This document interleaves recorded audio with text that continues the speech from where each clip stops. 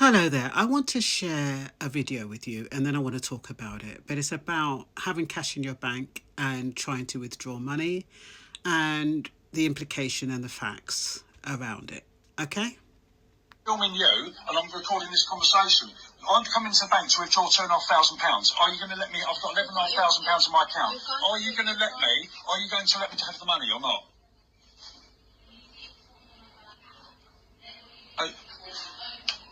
Hello, are you going to let me have the money or not? Huh? Unfortunately, I can't remove that restriction that's on there. You can't remove this restriction. You can't remove the restriction, okay. After your colleague told me that I'm a liar, yeah? So your colleague told me I'm a liar yesterday. I've come in to withdraw £2,500, yeah? And you're not going to let me have my money today. Is that right? Right, you can still use your card. I'm not. To answer the question, please. Yeah, I know I can still use my card. Are you going to let me withdraw £2,500 from my account today? Yes or no? In the branch. And what is the £2,500 for, Mr. If Jackson? you're buying a motorbike for my son. Right, okay, so have you got any evidence of the motorbike you... No, I haven't got any evidence of a motorbike at all. No, I haven't got it. So I don't know what one I'm getting yet. Okay, so if you don't know what you're getting, how do you know how much you need? Because I've got a budget. I've got a budget of £2,500 for the motorbike. So that's why I will withdraw £2,500 from my account today. Right, Yeah. so when you find the bike for your son, if you can show us some evidence of that. So you're not. So I need to show you evidence. So I need to show you evidence. I'm doing it. No.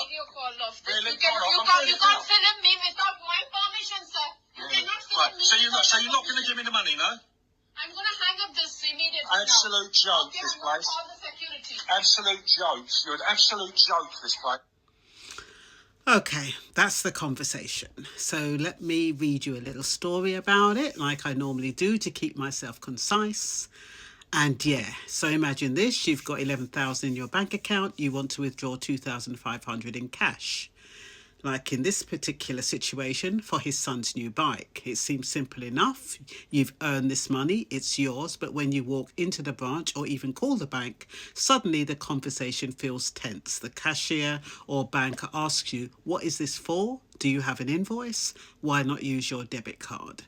It can feel like an interrogation, and if you've seen the one that I've just shown you, it's a viral TikTok clip, making exactly this scenario look dramatic. You're not alone in wondering, is this real or is this just social media theatre? So let's break it down. Firstly, the reality is you can absolutely withdraw 2,500 from your own bank account. There's no law stopping you. The bank cannot take your money or refuse a legitimate withdrawal under normal circumstances. So why the questions? It's not personal. It's not judgmental. It's about protection, yours and the bank's. Banks in the UK operate under strict rules, anti-money laundering laws, the Proceeds of Crime Act, and regulation from the Financial Conduct Authority. They have to monitor unusual activity to prevent fraud and scams. You see, there's a type of scam where criminals trick people into withdrawing cash and handing it over. By asking, what is this for? Staff are doing their job to make sure you're not being exploited. So let's be clear. Most of the time, a simple explanation is enough. I'm buying a bike, I'm paying a tradesperson, that's it. No invoice is needed unless something genuinely looks suspicious. Another reality is the way cash works in modern banking. Most branches don't hold large sums of cash on site anymore.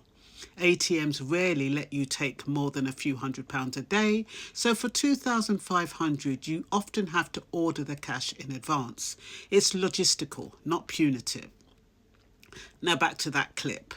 Did the scenario really happen? Possibly. Was it dramatised? Almost certainly. Social media loves tension. Clips are edited to make a short conversation feel like a confrontation. In reality, bank staff are usually calm, polite and professional. The interrogation vibe is most a storytelling effect. And you have to think about his attitude as well. So here's something you might find interesting. This story reflects three bigger trends in UK banking today. Trend 1, digital first banking and branch closures. Most people manage their money through apps. Branches are closing or limiting services, so cash withdrawals are a few £1,000 require planning. Over a few £1,000 require planning. Trend 2, fraud and scam prevention. Banks actively monitor unusual withdrawals to protect customers. So if a cashier asks about a large withdrawal, it's a safeguard. It may feel awkward, but it's for your security. And trend 3, faster payments and instant transfers. For many purchases, you don't even need cash anymore.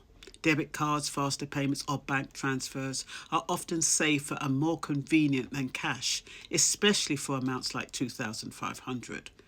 So what's the takeaway? You can and should have access to your money, but in today's banking environment, plan ahead for larger cash withdrawals, bring ID and be prepared for routine questions. Understand the purpose of these questions, protection, not control.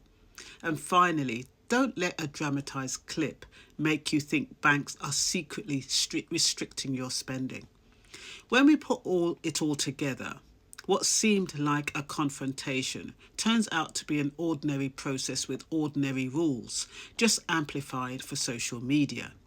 Banks are balancing two things every day: keeping your money safe and making sure you can access it when you need it. So the next time you see videos of someone arguing with the bank over $2,500, remember, most of it is context and storytelling. The underlying reality? Your money is yours. The system is just making sure it stays that way. And that's the truth behind the TikTok tension. Reality is far less dramatic, but understanding it can save a lot of worry. Because when I first saw that clip, I thought, they do want to monitor your money. They're trying to say you can't have your money. They're trying to say they're the ones who tell you how to spend your money. And that's how that came over. It came over as though we're not giving you your money, even though it's yours.